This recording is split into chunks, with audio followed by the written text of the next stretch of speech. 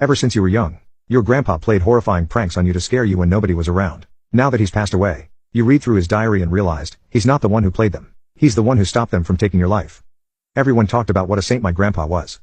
His only son died just before graduating high school. A freak accident. Everyone said, such a shame. They all said, he had so much potential.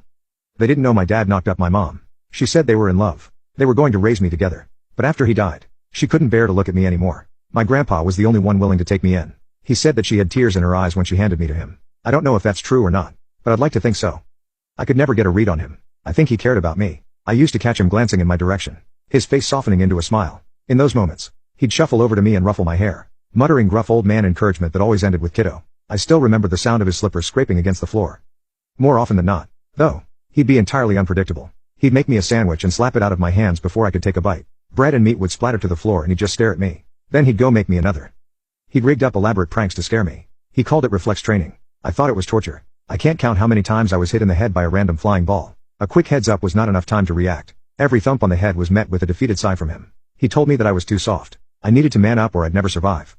I took up football for him. But that didn't seem to make him happy either. I thought maybe if I toughened up the pranks would stop. But they didn't. In fact, they increased. As if Grandpa knew I could handle it.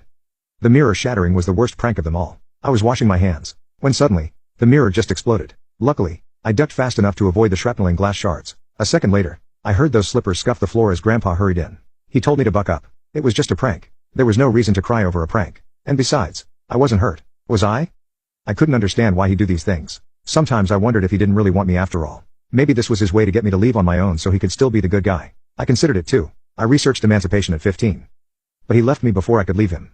His will left me everything except the house. He explicitly stated that the house should be burned down and the earth salted. Even in death, Grandpa was still playing pranks on me. And so here I am forced to clean and pack everything in sight. It was strange going into his room. It's not that Grandpa ever had a firm rule about staying away, but he always said that room was not meant for me. I thought I felt a tingle as I stepped through the doorway, but I'm sure it was just the feeling of unfamiliarity. I hadn't known that Grandpa kept a diary, nor did I know that he left it free and open on his bedside table. He must have been writing when he passed. I wasn't sure if I wanted to open it or not. Did I really want to know what he thought about me? That he only kept me out of obligation? That he resented me for being an inadequate replacement for his son? Like a siren's call, the book lured me in. My gaze flicked to the open page.